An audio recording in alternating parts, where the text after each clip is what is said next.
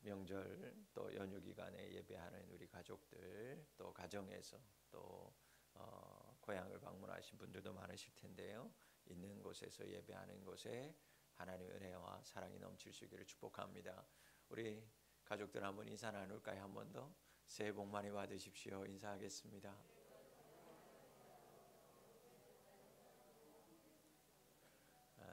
또 부모님들 또 가정에 오셔서 또 이곳에 찾아서 또 좋은 교회에 오셔서 예배하시는 분들에게도 주의 사랑이 넘쳤으면 좋겠습니다. 우리 먼저 사진을 한번 좀 볼까요? 네. 몇몇 사진 한번 또 보여주시겠어요?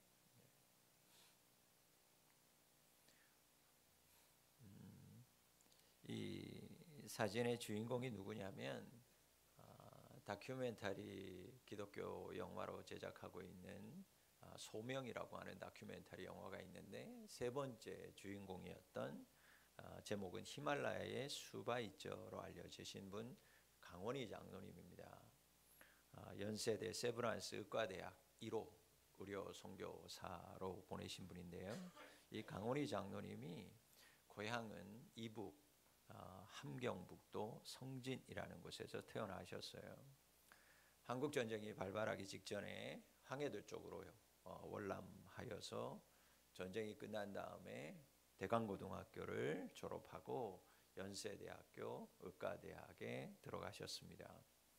장로님이 6.25 전쟁을 몸소 겪으면서 인간이 하나님을 떠나 살면 이렇게 비참하게 되는구나라는 것을 몸소 목격합니다.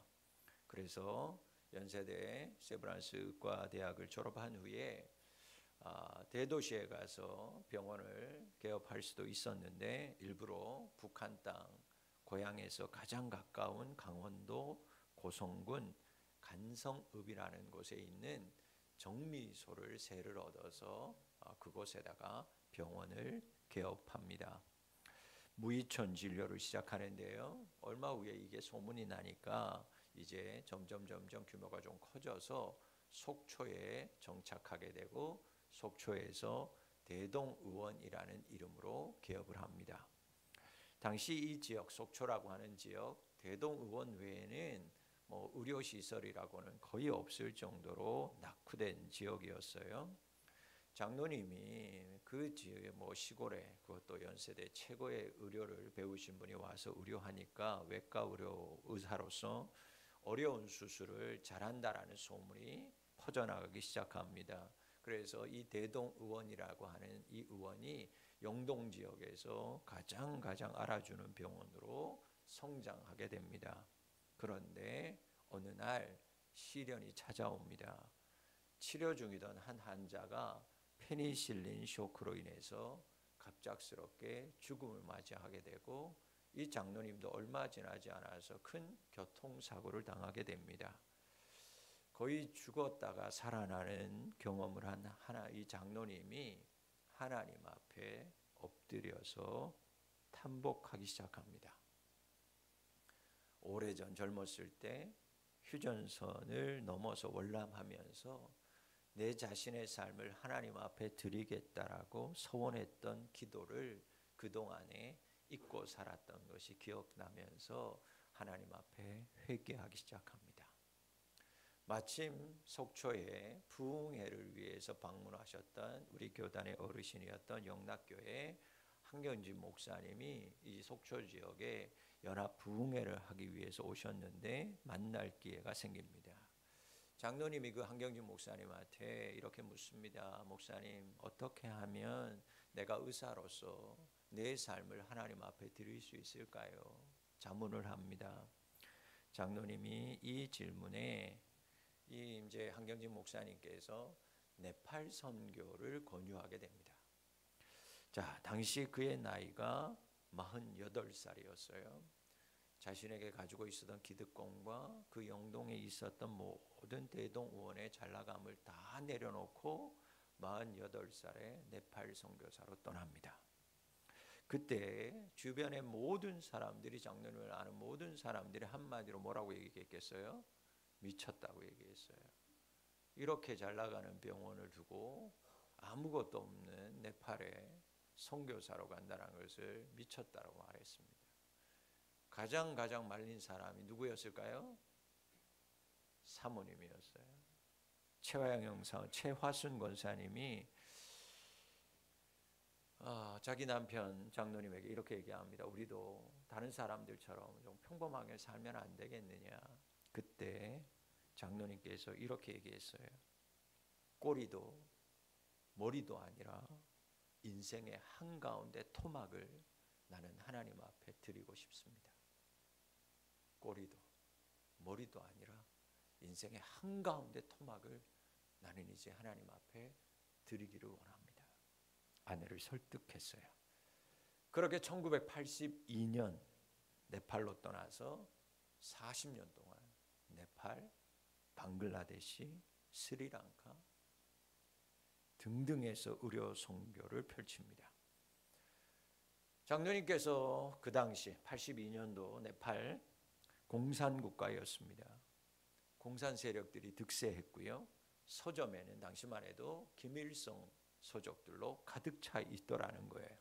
현지 청년들이 남한에서 의사가 왔다고 했을 때 그에게 죽여버리겠다고 으르렁댔지만 이 장로님이 주말마다 산동네를 찾아다니면서 환자들을 고치기 시작합니다.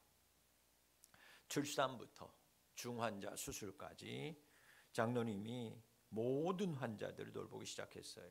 먼 곳으로 왕진할 때는 하루에 15시간 걸어서 환자들을 돌봤습니다. 그러자 소문이 나기 시작했어요. 그 동네 사람들이, 네팔의 사람들이 이상하게 강 닥터가 치료하면 염증도 안 생기고 잘 낫는다. 그때마다 이 장로님께서 내가 하는 것이 아니고 하나님께서 하시는 일이기 때문입니다 라고 그들에게 이야기했다라는 거예요. 낮에는 환자들을 돌봤고요. 밤에는 잠잘 시간을 쪼개서 네팔의 현지 언어를 익혔습니다. 새 의술을 익히는 일에도 게을리지 않았고요. 틈나는 대로 한국의 대형 병원에 귀국해서 대형 병원에서 의료 기술을 배웠어요. 봉사의 마음도 중요하지만 실력이 없으면 아무것도 아니다. 환자 치료할 수 없다라고 판단했기 때문입니다. 1985년에 일어났던 유명한 일화가 있습니다. 네팔 응급실로 배 전체에 염증이 퍼지는 환자가 실려왔어요. 가족들과 아들들이 아버지를 모시고 왔습니다. 수술해달라고. 수술을 잡고 수술방에 들어갔어요. 수술에 들어갔는데 헌혈하겠다고 했던 아들들이 다 도망가 버렸어요. 아버지 수술하겠다고 배를 갈랐는데 아들들이 헌혈 못하겠다고, 수혈 못하겠다고 다 도망갔어요. 그냥 두면 죽는 상황입니다. 그때 수술하러 들어간 그 장로님이 자기의 팔에다가 혈액을 꽂았어요. 200cc 혈액을 2팩을 뽑아냈어요. 그걸 알고 병원장이 쫓아와서 그만하라고 그 정도로 그쳤다고 합니다. 그 환자 한 달 만에 살아서 걸어서 퇴원해 나갔어요. 자신의 피를 뽑아서 네팔인들에게 그렇게 수혈했고요. 환자가 퇴원하면 퇴원한 집으로 식료품을 사들고 찾아가서 그를 돌봤습니다. 그렇게 사는 모습을 본 네팔 사람들이, 현지인들이 그에게 붙여진 이름이 바로 히말라야의 슈바이처. 그것이 영화가 되어서 나왔고 책으로도 발간되었습니다. 1999년부터 2002년까지 귀국해서 안동에 있는 성소병원장을 맡았어요. 안동에 있는 성소병원장을 맡아서 그 병원이 안정되니까 병원장 자리를 다시 내놓고 이 장로님이 다시 에티오피아로 떠납니다. 그곳에서 또 7년 동안 의료 선교 봉사를 합니다. 2017년 10월 말에 그 장로님이 에티오피아 MCM 병원에서 모든 것들을 의료를 다 하고 사명을 마치고 한국으로 이제 귀국합니다. 귀국한 후에도요, 속초에 가서 무이탁 노인들 찾아다니면서 계속해서 무상 진료를 하면서 인생을 보냈어요. 오랜 타국 생활로 인해서 큰 병을 얻으신 이 장로님이요, 2022년 코로나 기간에 병원에 입원한 이후에 결국에 회복하지 못하고 1년여 동안 요양병원 생활을 하다가 작년 2023년 5월 26일 89세의 나이로 하나님의 부르심을 받습니다. 오늘 본문의 말씀 데살로니가전서 우리가 너무너무 잘 아는 말씀 5장 16절로 18절 말씀입니다. 항상 기뻐하라, 쉬지 말고 기도하라, 범사에 감사하라. 이것이 그리스도 예수 안에서 너희를 향하신 하나님의 뜻이니라. 여러분, 우리는 일상 가운데 기뻐할 때도 있지만 슬퍼할 때도 있어요. 항상 기뻐하는 사람이 여러분 과연 얼마나 될까? 그런데 하나님은 하나님의 거룩한 약속의 말씀을 통해서 항상 기뻐하라 그렇게 명령합니다. 기도도 마찬가지예요. 하루 종일 쉬지 않고 기도하는 사람이 누가 있겠어요? 감사는요, 감사할 때도 있지만 감사보다 마음 안에 원망하고 불평할 때가 더 많이 있는 것이 사실입니다. 그럼에도 불구하고 하나님은 기쁨과 기도와 감사의 삶이 내가 원하는, 즉 하나님이 원하시는 삶이다 라고 말씀하고 있어요. 여러분, 이렇게 말씀하시는 하나님, 우리가 알고 있는 하나님, 신실하신 하나님이신데 우리가 할 수 없는 것을 하라고 명령하시지는 않으셨을 거예요. 그렇다면 과연 이 일이 어떻게 가능할까? 바울은 권면을 마치면서 성령과 관련된 몇 가지의 태도를 이 데살로니가 교회를 향한 하나님의 뜻이라면서 말씀해 주고 있습니다. 성령과 관련된 태도가 성도들 안에 있을 때 하나님의 뜻, 범사에 우리가 감사할 수 있고 기도할 수 있고 기뻐할 수 있다라고 우리에게 가르쳐 줍니다. 오늘 우리는 성령과 관련된 매우 중요한 몇 가지의 태도를 말씀 안에서 살펴보려고 합니다. 이 태도를 가지고 살 때 우리는 하나님의 뜻을 이루는, 항상 기뻐하고 쉬지 말고 기도하고 범사에 감사하는 삶을 살게 될 줄 믿습니다. 그러면 성도가 지녀야 될 첫 번째 중요한 성령의 태도가 무엇인가요? 첫 번째, 성령을 소멸하지 않는 것입니다. 이것을 우리는 성령 충만이라고 얘기하는 거예요. 사랑하는 성도 여러분, 성령 충만, 그 성령의 충만함을 소멸하지 않고 사는 우리 가족들 될 수 있기를 축원합니다. 성령을 소멸하다라고 말할 때 소멸하다는 건요, 불을 끄다라는 거예요. 불을 끄는 거. 그렇게 해석을 다시 해보면 성령의 불을 끄지 말아라, 그런 뜻이 되는 거죠. 여러분, 성경에서 성령을 뭘로 표현합니까? 불로 자주 표현해요. 그래서 예수님께서도 이렇게 말씀하셨어요. 내가 불을 땅에 던지러 왔노니 이 불이 이미 붙었으면 내가 무엇을 원하리요? 예수님께서 이 땅에 오신 목적, 불을 던지러 왔다라는 거예요. 즉 성령을 던지러 왔는데 그 성령이 너희들 안에 불붙어 있으면 내가 할 일이 없는데 와보니 다 그 불이 꺼져 있더라는 거예요. 하나님 믿는다고 하는 사람들이, 유대인들이, 하나님을 그렇게 전통적으로 오랫동안 믿었던 사람들이 성령은 간데 없고 다 차가워져 있고 그 불은 다 꺼져 있어서 예수님께서 다시 이 땅에 불을 던지러 왔다라고 말씀하고 있어요. 여러분, 불을 던진다는 건 불 붙이겠다라는 거예요. 불 붙이겠다.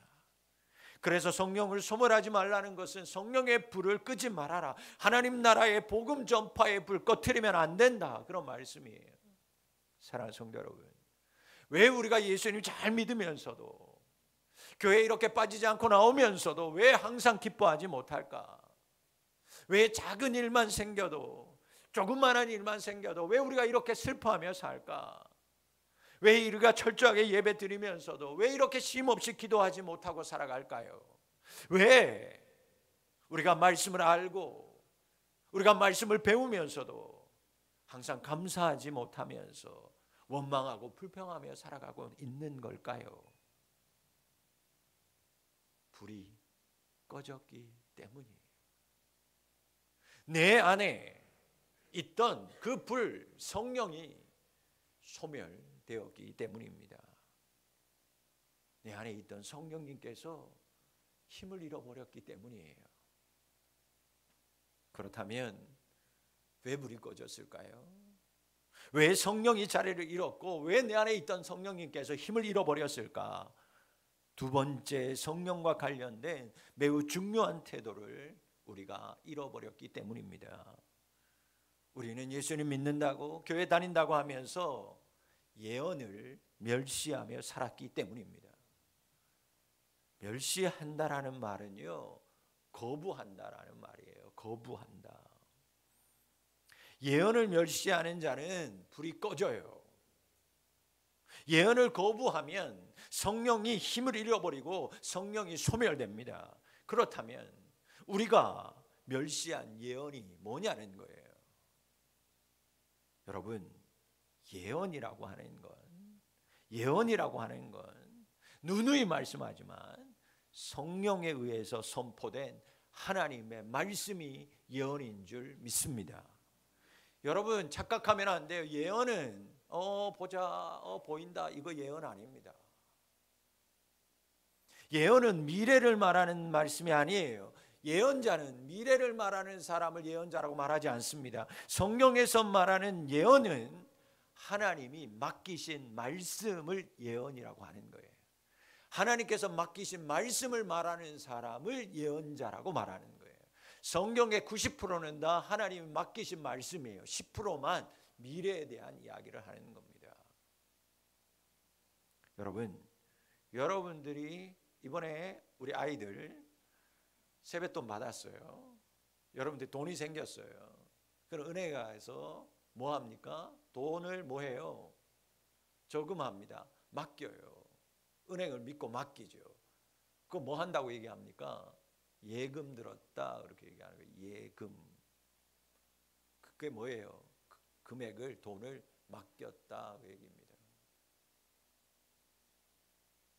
성경의 말씀은, 예언자들을 통해 주신 말씀은 제자들을 통해서 맡기신 이 하나님의 말씀, 이 예언의 말씀, 그것을 우리는 멸시하며 살았기에 우리 안에 있던 성령의 불이 꺼트려졌고 소멸된 거예요. 그러므로 여러분, 하나님의 이 예언의 말씀, 맡기신 하나님의 말씀을 멸시하지 않아야만 합니다. 오늘도 말씀을 통해서, 오늘도 주님이 세우신 종들을 통해서 선포되고 있는 하나님의 이 예언의 말씀, 사람의 말이 아니라 하나님의 말씀으로 귀히 듣는 자 될 수 있기를 주의 이름으로 축원합니다. 많은 교인들이요, 하나님의 말씀을 재단하기 시작하고 판단하기 시작했어요. 예배 끝나고 나면 오늘 말씀 어땠어? 이 말씀의 의미가 오늘 주신 하나님의 말씀이 자신에게 어떻게 다가왔고 어떻게 이 말씀이 나를 변화시켰는지가 아니라 단지 오늘 말씀, 목사님이 전해준 이 말씀이 듣기에 좋았는지 괜찮았는지 별로였는지 그런 의미가 되어버렸어요. 오늘 설교는 좀 들을만 했어.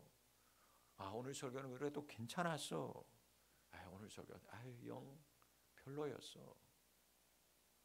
여러분, 하나님 중심이 아니라, 말씀 중심이 아니라 내가 중심이 되어버린 이 시대의 교인들이 하나님의 말씀을 듣는 태도가 이렇게 되어버렸어요. 사랑하는 성도 여러분, 하나님의 말씀을 듣는 자가 아니라 받는 자가 될 수 있기를 축복합니다. 대하 드라마를 보면 신하들이 왕의 말을 듣는 게 아니라 받습니다. 뭐라고 얘기합니까? 전하, 짐이 받들겠나이다. 마리아가 예수님의 잉태 소식을 천사들로부터 처음 들었을 때 그 마리아가, 어린 여인이 이렇게 고백합니다. 주여, 여종이오니 말씀대로 내게 이루어지이다.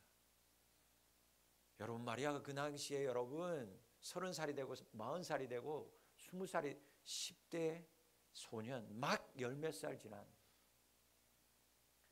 그 어린 여인이 천사들로부터 수태고지를 당하고 그가 이렇게 고백하는 거예요. 주여, 여종이오니 말씀대로 내게 이루어지이다.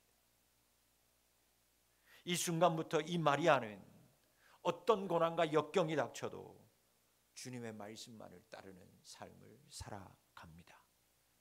그는 하나님의 말씀을 듣는 사람이 아니라 받는 인생을 살았던 여인이었어요. 사무엘에서 처음 사무엘아 사무엘아, 그가 어린 나이에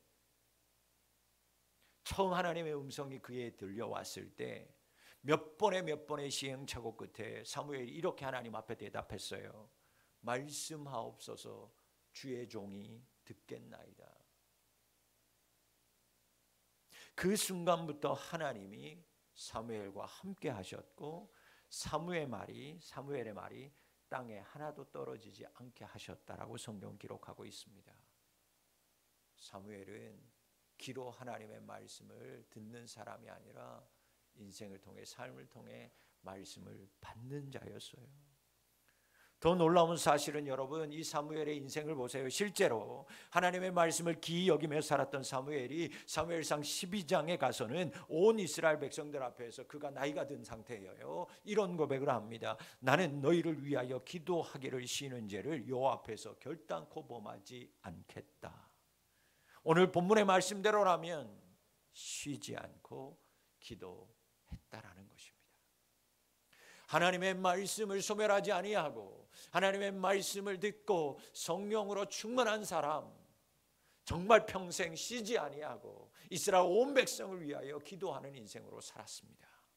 사랑하는 성도 여러분, 우리가 기도 꾸준하게 하지 못하고 우리가 감사 뚝뚝 끊기고 우리의 기쁨은 내 기분에 따라서 수시로 변하는 것, 그건 하나님이 맡기신 예언의 말씀을 내 스스로가 멸시하며 살았기 때문입니다. 듣기는 많이 들었습니다. 알고는 많이 있습니다. 그러나 귀로만 들었습니다. 마음으로 받지 않았어요. 삶으로 살지 않았기 때문입니다. 그저 말씀이 좋은 말씀인가 아닌가 판단했고 성령께서 주시는 감동 역사를 오히려 억제하며 누르며 살았기 때문입니다. 사랑하는 우리 성도 여러분, 하나님의 말씀을 판단하지 않기를 바랍니다. 하나님의 말씀을 여러분들의 입맛대로 고르지 않기를 바랍니다. 여러분의 중심이 아니라 말씀 중심으로 사실 수 있기를 바랍니다. 내 말씀 속에서 하나님의 말씀이 기뻐하라고 하면 내 삶의 자리는 전혀 기쁨 자리가 아니지만 말씀을 의지하여 기뻐할 수 있는 삶을 사는 사람, 그 사람이 믿음의 사람인 줄 믿습니다. 내 삶의 자리는 잔치자리여 웃음의 자리지만 하나님의 말씀이 공고하라고 하면 내 가슴을 치며 하나님 앞에 누르고 억누르며 눈물 흘리며 애통할 수 있는 사람, 그 사람이 말씀을 받는 사람이요, 그 사람이 바로 성령 충만한 사람인 줄 믿습니다.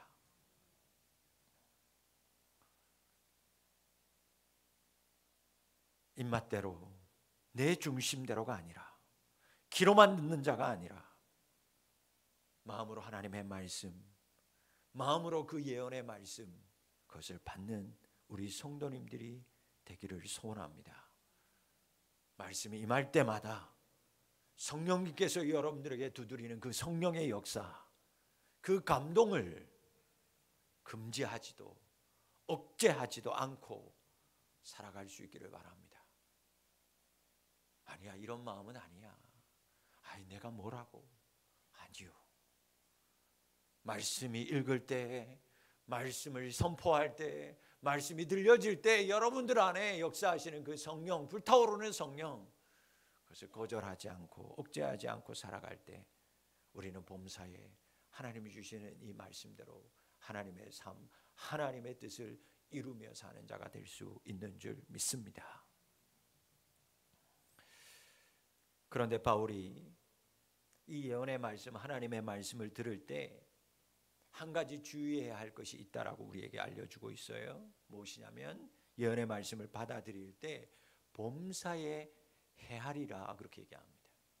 범사에 헤아려서 좋은 것을 취하라는 거예요. 이 말씀의 뜻은 여러분, 모든 말씀 검증하여서 받아들이라는 것입니다. 무턱대고 받아들이지 않아야 된다라는 거예요. 검증하라는 거예요. 거짓 선지자, 잘못된 가르침 은 아닐까? 여러분, 말씀이 성령의 계시에 따른 예언의 말씀인지 아닌지, 하나님의 말씀인지 아닌지 헤아려야 됩니다. 교회 공동체의 매우 중요한 책임입니다. 교회는 모든 말과 모든 행위를 검증해야 합니다. 개인과 공동체가 그 말씀을 전하는 사람을 받아들일 수 있는지, 그 말씀을 전하는 사람이 덕이 되는지 판단해서 덕이 되는 것을 취하여서 받아들이라는 거예요. 그렇지 않은 것은 마땅히 거부되어야 합니다. 이것이 성도에게 있어서 중요한 성령의 바른 태도입니다. 그래서 바울은 여러분 마지막에 참되고 그리고 참되지 못한 예언, 바르지 못한 예언, 거부해야 하는 성령의 중요한 태도를 한 가지 우리에게 또 알려주는데 이렇게 얘기합니다. 악은 어떤 모양이라도 버려라. 그렇게 얘기하는 거예요. 헤아렸어요. 악이라고 판단되었어요. 그것은 어떤 모양이라도 버리라는 거예요. 그래야 우리 안에 있는 성령이 소멸되지 않는다는 것입니다. 여러분, 이 말은 모든 형태의 악을 멀리 하라는 말씀이에요. 왜? 악은 한 가지의 형태로 나에게 다가오지 않습니다. 악이라고 할 때 시커멓고 막 귀신의 모습 전혀 아니라는 거예요. 광명한 천사처럼 우리에게 다가온다라는 거죠. 여러분, 예언이라고 하는 가면을 쓰고, 즉 하나님의 말씀이라고 하는 가면을 쓰고도 우리에게 나타나기 때문에 헤아려서 악이라는 것은 어떤 형태로 오든지 거부하라 말씀합니다. 여러분, 문제를 낼게요. 맞춰보세요. 이 사람은 과연 누구일까요? 제가 지금 말하는 사람이 과연 누구일까 맞춰보세요. 실제로 있었던 이야기입니다. 목사님이 어느 가정에 신방에 갔어요. 예배를 드리고 가정을 이렇게 돌아보는데 작은 방문을 열었더니 작은 방문에 그 집에 있던 강아지 영정사진이 걸려 있고, 그 강아지 영정사진 앞에 조그마한 책상에다가 음식을 차려놓고 있는 것을 발견합니다. 목사님이 기가 막혀가지고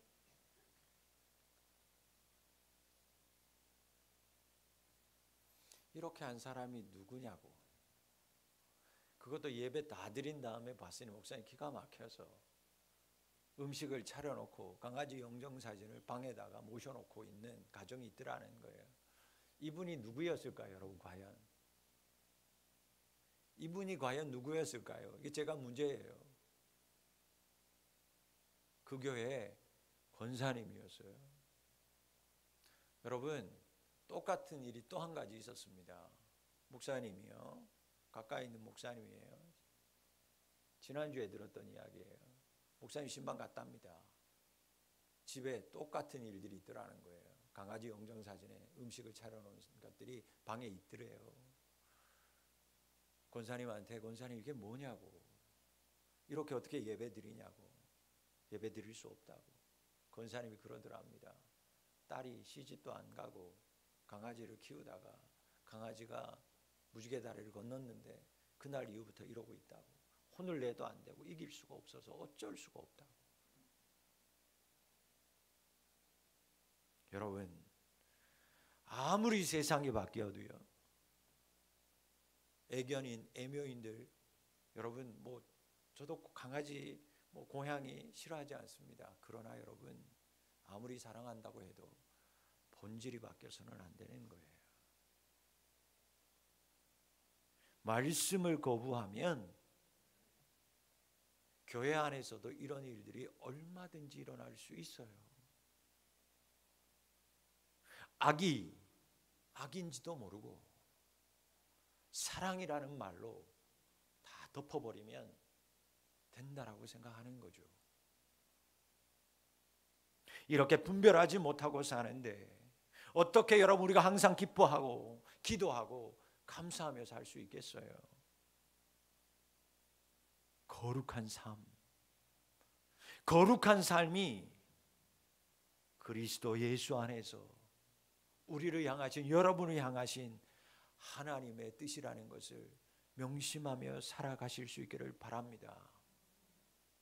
잠시 교회에 와서 기도하고, 잠시 교회에 와서 예배하고, 잠시 교회에 와서 거룩한 척하는 것이 삶이 아니라 모든 삶 속에서 하나님께서 우리에게 허락하신 하나님의 말씀을 붙들고 그 하나님의 말씀과 씨름하면서 어떻게 하면 내가 하나님의 닮은 삶을 살까? 하나님 원하시는 삶을 살까? 그것이 범사에 기도하는 것이요, 범사에 감사하는 것이요, 범사에 여러분 기뻐하며 사는 삶이라는 거예요. 삶. 악은 그러기에 모양이라도 버리는 우리 성도님들이 되실 수 있기를 바랍니다. 예수님의 명령입니다. 여러분, 하나님의 뜻이에요. 새해를 맞으면서 여러분 결단하지 않습니까? 하나님 앞에 조금이라도 부끄러운 것 있다면 한 가지라도 여러분 다 끊어내시고, 어떤 모양이라도 하나님 앞에 섰을 때 부끄러운 거라면 다 버리고 다시 한번 결단한 우리 가족들이 될 수 있기를 바랍니다. 세상 사람들이 다 하는 금연, 금주 그리스도인들 하실 수 있어야 돼요. 그거 안 한다고 천국 아니요, 천국 갈 수 있어요. 그 안에 하나님이 확실하게 선언되면 여러분 천국 갈 수 있어요. 술 마신다고 천국 못 가나요? 담배 핀다고 천국 못 가나? 아니요, 할 수 있어요. 그러나 하나님의 성령이 불타오르는 사람은 가까이 할 수 없는 거예요. 아니, 자연스럽게 그렇게 되는 거예요. 그것만이라도 하나씩 하나씩 끊어버리면서 내 삶 속에 그 시간에 기도하고, 그 시간에 감사하고, 그 시간에 하나님 앞에서 주시는 은혜 가운데 기뻐하며 사는 인생이 될 때, 그것이 여러분 예수님께서, 하나님께서 여러분들을 향하신 하나님의 뜻이라는 거예요. 여러분, 새해 인사를 할 때 부모님들이 한마디씩 합니다. 부모님들의 뜻이라는 거예요. 올 한 해 건강해라. 올 한 해 열심히 공부해서 너 하고 싶은 거 꼭 대학교 들어가. 올 한 해 꼭 해서 뭐 해. 부모님의 뜻이라는 거예요. 자녀들을 향한 소원이라는 거예요. 제가 한 가지 새벽마다 기도하는 게 있어요. 우리 부모님들을 위해서. 다른 거 기도하지 않습니다.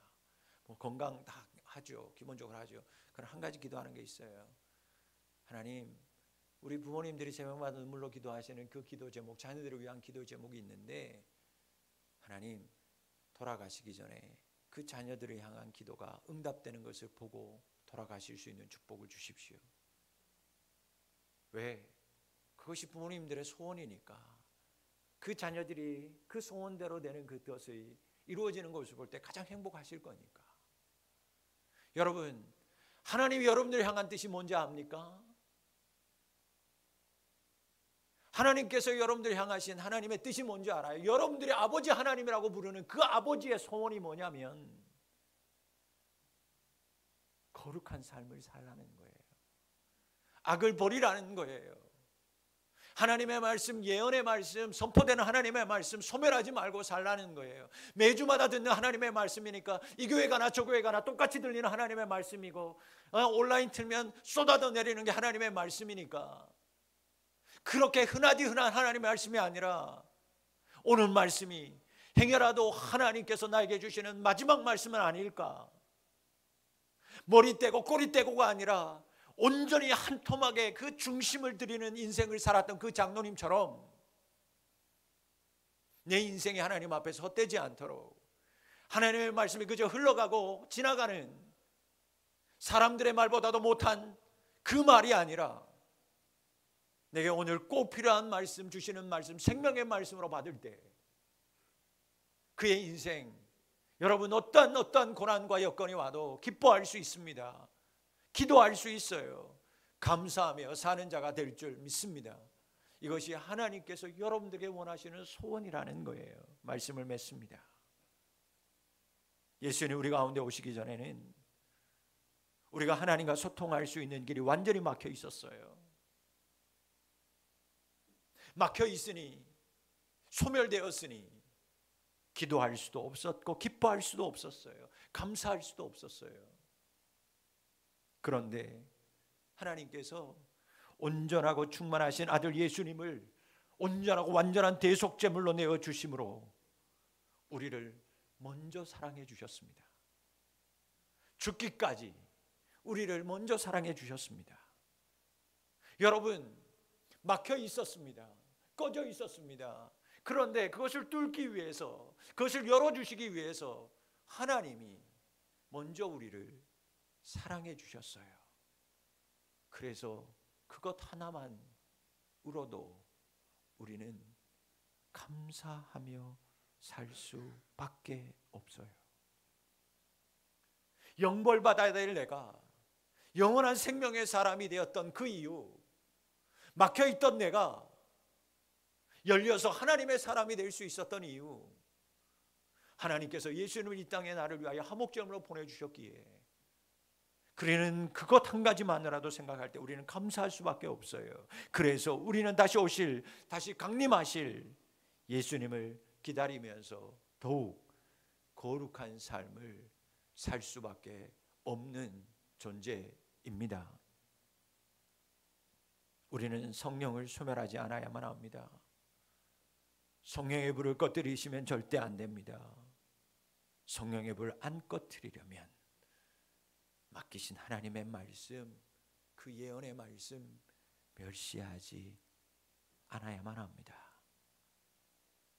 사랑하는 성도 여러분, 하나님의 말씀을 온 마음으로 삶으로 받는 우리 성도님들이 되실 수 있기를 축복합니다. 이곳에서의 아멘으로 끝나는 것이 아니라 삶에서 아멘으로, 하나님 내가 그렇게 살겠습니다. 이렇게 사는 삶이 하나님께서 말씀으로 나에게 가르쳐주신 말씀인 줄 알고 아멘으로 살겠습니다. 그 삶의 자리에서 아멘 하시는 우리 성도님들이 되실 수 있기를 축원합니다. 그 말씀 깊이 여기고 말씀대로 살기 위해서 몸부림치는 삶을 살아내어야만 합니다. 그때 하나님께서 여러분들에게 은혜 더하셔서 여러분들 안에 있는 그 성령의 불이 꺼지지 않고 타오르게 하여 주십니다.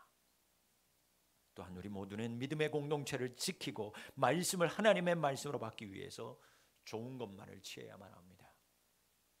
악은 언제든지 버릴 수 있는 결단, 지혜, 용기가 필요합니다. 이런 성령의 태도를 가지고 살아갈 때 우리는 주님의 강림하실 그때까지 항상 기뻐하고 쉬지 않고 기도하고 범사에 감사의 찬양을 부르면서 흠없는 모습으로 예수님 안에서 보존될 줄 믿습니다.